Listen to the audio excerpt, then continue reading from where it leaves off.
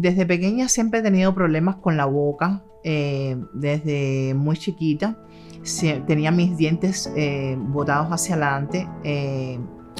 Mis padres lucharon mucho para corregirme esa situación desde mi país natal de Cuba, pero eso no fue posible y se me hizo un problema mayor, una inflamación en las encías, y padecí de eso por mucho tiempo.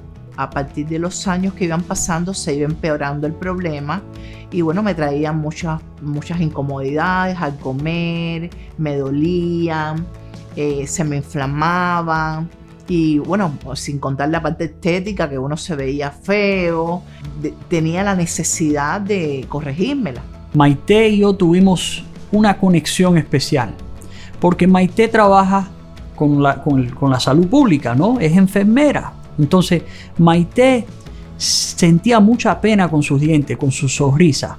Además de eso, tenía mucha dificultad en masticar los alimentos. Pero ya Maite, a través de los videos, de los testimonios que ponemos en las redes sociales, tomó la decisión de transformarse la vida en 24 horas. Yo no lo creía hasta que no vine y el doctor habló conmigo y de verdad que me quedé impactada, totalmente impactada, porque de verdad que tú sales con dientes en 24 horas. Es una cosa tan impactante de lo que uno tenía a lo que uno ve que tiene puesto en la boca, que es una cosa provisional, no son tus dientes en realidad los fijos que tú te vas a tener.